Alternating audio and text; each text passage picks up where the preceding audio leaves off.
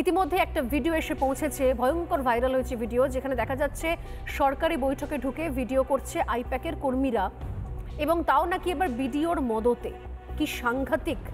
আমি দীপ্তাশ্ব এবং প্রসূনবাবুকে বলবো যে এই ভিডিওটা একটু দেখে নিন। এই ভিডিও এসে পৌঁছেছে আমাদের কাছে, কিভাবে আইপ্যাকের লোকজনদেরকে ট্রেনিং দিয়ে বিভিন্ন জায়গাতে ঢুকিয়ে দেওয়া হচ্ছে। এই আপনার ব্লক, আপনার পাড়া, আপনার সমস্যা সমাধান করতে গিয়ে এটাকে ঢুকিয়ে দিচ্ছে। দেখুন কি অবস্থা, পাড়ার লোকেরা ধরেছে এদেরকে, পাড়ার লোকেরা। দেখুন একবার চালাও ভাই, একটু অডিও চালাও। বলেছে আমাদের এখানে বারণ করে দেওয়া হলো, আমরা ভিডিও বন্ধ করে দিলাম।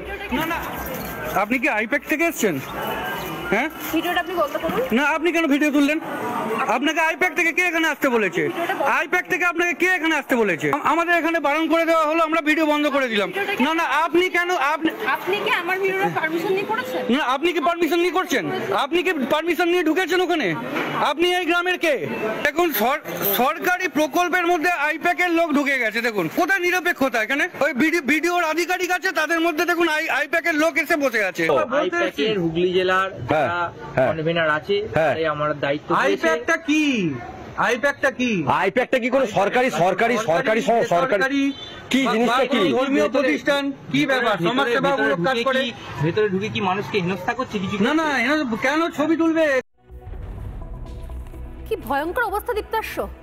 না দেখুন স্বর্ণালী, প্রথম কথা, মমতা ব্যানার্জির কথাবার্তা এবং কাণ্ড কারখানা দেখে মনে হচ্ছে যেন জমালয়ে জীবন্ত ভোটার। অর্থাৎ যে ভোটাররা মরে গেছে তারা এখনও তাদেরকে জীবিত রেখে দিতে হবে মমতা ব্যানার্জির স্বার্থে, যাতে সেই ভোটগুলো শাসক দল ভোটের দিন এই আইপ্যাক এবং সরকারি প্রশাসনকে সাথে নিয়ে সেই ভোটগুলো দিতে পারে এবং জিততে পারে। তাই জন্য জমালয়ে জীবন্ত ভোটার রাখতে হবে, এবং সেই ভোটাররা মানে জমালয়ে গিয়েও শান্তি পাবেন না যতক্ষণ না তারা মমতা ব্যানার্জির অনুপ্রেরণায় অনুপ্রাণিত। এখানে পাড়ায় পাড়ায় ঢুকে আইপ্যাকের কর্মীরা মৃতদের নাম কেটে ওখানে অনুপ্রবেশকারীদের নাম ঢুকিয়ে দিচ্ছে। আমি খুব নির্দিষ্ট ভিডিও বসে আছে, ভিডিওর কোনো মেরুদণ্ড নেই, মেরুদণ্ডহীন ভিডিও এর রাজ্যে।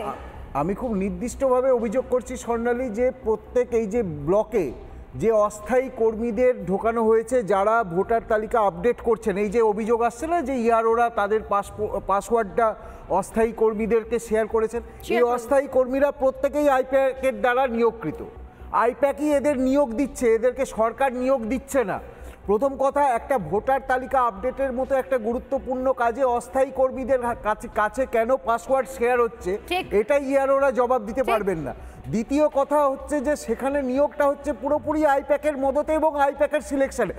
আজকে স্বর্ণালী একটা জিনিস বোঝো, পশ্চিমবাংলায় কোনো চাকরি নেই।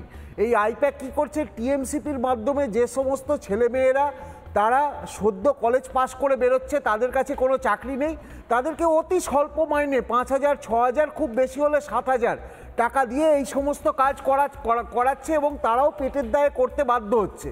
এই হয়েছে পশ্চিমবাংলার আজকের অবস্থা। এরপরে তো এভাবে তো নির্বাচন করা যাবে না। আমি তো মনে হচ্ছে নির্বাচনটাকে একটা গন্ডগোল মানে প্রশ্নের মুখে তুলে দিতে চান। মমতা ব্যানার্জি বলতে চাইছেন যে উনি কাউকে সাসপেন্ড করবেন না, কিন্তু মমতা ব্যানার্জি জেনে রাখা উচিত যে মুখ্য সচিব তিনিও কিন্তু ইলেকশন কমিশনের আওতায় আসেন, এবং 1950 সালের যে অ্যাক্ট, ইলেকশন কমিশন যে অ্যাক্ট, সেখানে ইলেকশন কমিশন সারা বছরই ভোটার তালিকা আপডেট করতে পারে এবং ঝাড়াই বাছাই করতে পারে, এর কোনো নির্দিষ্ট সময়সীমা হয় না। কাজেই আজকে যদি বিডিও ডব্লিউবিসিএস অফিসারদের কেউ যদি বোঝান যে তিনি ওদের সাসপেন্ড হতে দেবেন না, ওদের চাকরি যেতে দেবেন না, আপাদমস্তক মিথ্যা প্রতিশ্রুতি দিচ্ছেন, তাদের জেনে রাখা ভালো যে এখানে 2 মাস থেকে 2 বছর অবধি জেল হতে পারে। এবং ইয়ারোরা যদি বলেন যে তারা পাসওয়ার্ড শেয়ার করে দিয়েছেন, তা বলে তারা দায় এড়াতে পারবেন না, কারণ পাসওয়ার্ড সেটা আরও বড় অপরাধ। যে আপনার যে পাসওয়ার্ড এবং সরকারি কাজ একটা কনফিডেন্সিয়াল কাজ, আপনি সেখানে ডেটা সিকিউরিটির একটা ব্যাপার আছে, সেই ডেটা আপনি অন্য কারুর হাতে তুলে দিচ্ছেন, সেটা আরও একটা বেআইনি কাজ, তার জন্য আরও একটা ধারা যোগ হবে। নানা ধরনের কন্টেন্ট দেখার জন্য লাইক করুন, শেয়ার করুন আমাদের ফেসবুক পেজ, সাবস্ক্রাইব করুন আমাদের ইউটিউব চ্যানেল। পাশাপাশি অন্যান্য ব্রেকিং নিউজের জন্য অবশ্যই চোখ রাখুন রিপাবলিক বাংলায়।